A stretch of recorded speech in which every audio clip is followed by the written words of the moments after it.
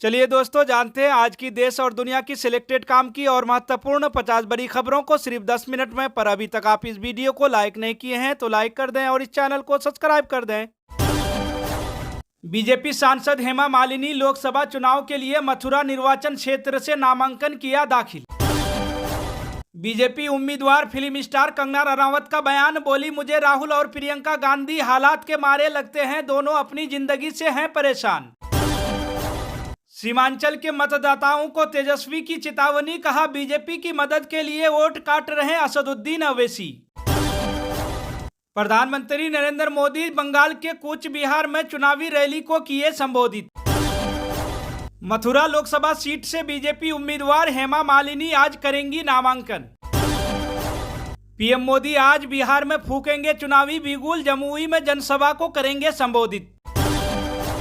बिहार में लोकसभा चुनाव पर पप्पू यादव ने पूर्णिया से निर्दलीय उम्मीदवार के रूप में अपना नामांकन किया दाखिल। कांग्रेस में इस समय 5 पावर सेंटर, पार्टी से इस्तीफा देने के बाद बोले संजय निरुपम। अरविंद केजरीवाल को सीएम पद से हटाने की मांग वाली अर्जी दिल्ली हाईकोर्ट से ली गई वापस। कांग्रेस प्रवक्ता रहे गौरव वल्लभ ने थामा भारतीय जनता पार्टी का दामन, बीजेपी एनडीए की हुंकार देश में गूंज रही, बिहार में बोले पीएम मोदी।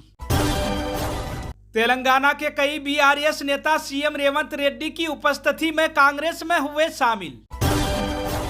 पश्चिम बंगाल के सीएम ममता बनर्जी ने उठाया शीतलकुची मुद्दा, कहा इसमें शामिल पूर्व अधिकारी अब बीजेपी उम्मीदवार।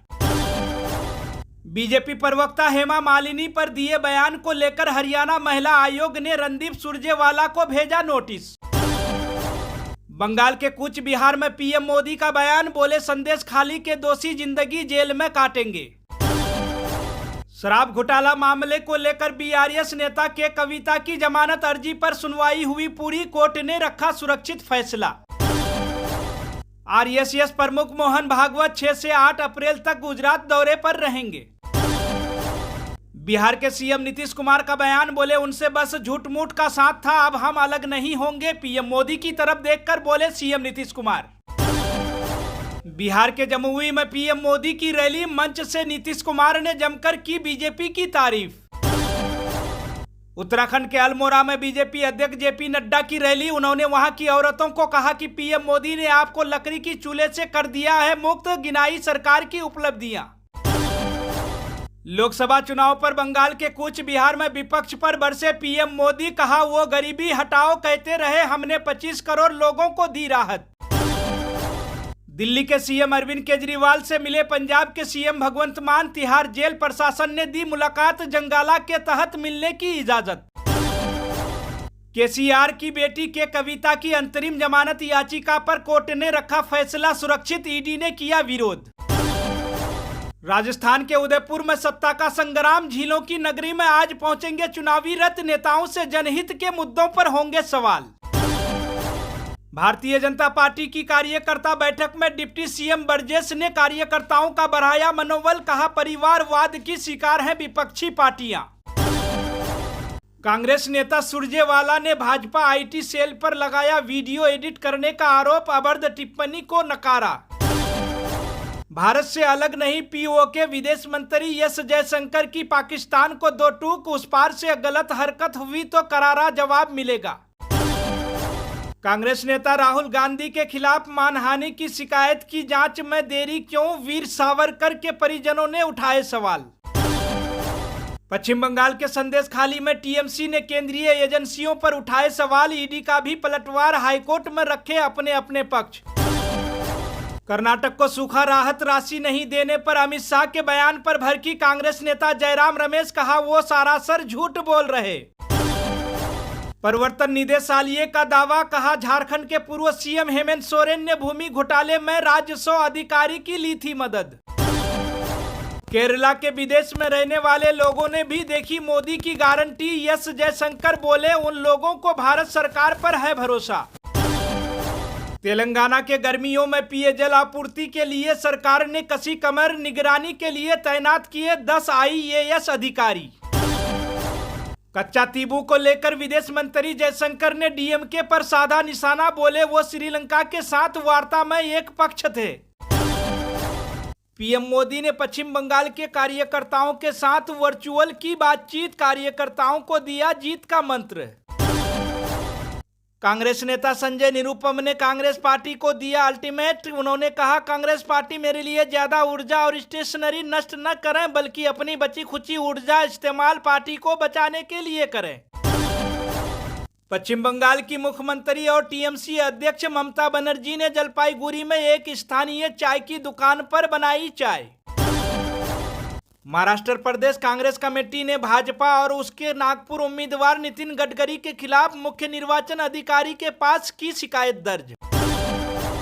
केंद्रीय मंत्री स्मृति ईरानी ने खजुराहो से भाजपा उम्मीदवार वीडी शर्मा के समर्थन में किया चुनाव प्रचार।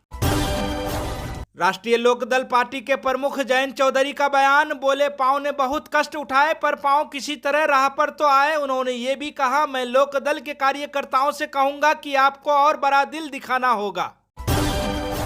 यह लोकतंत्र बचाने की लड़ाई। वायनाड से कांग्रेस उम्मीदवार राहुल गांधी का तंज, कहा प्रधानमंत्री नरेंद्र मोदी, गृह मंत्री अमित शाह और भाजपा के लोग संविधान और लोकतंत्र को खत्म करने में लगे हैं। आरजेडी नेता तेजस्वी यादव का बयान, बोले पूर्णिया में जो राजद का विरोध कर रहे हैं वो भाजपा के हैं साथ। लोकसभा चुनाव पर पीएम मोदी जमुई से करेंगे बिहार में एनडीए के प्रचार अभियान की शुरुआत। कांग्रेस पार्टी ने सीतापुर से बदला उम्मीदवार, नुकुल दुबे की जगह राकेश राठौर को दिया टिकट।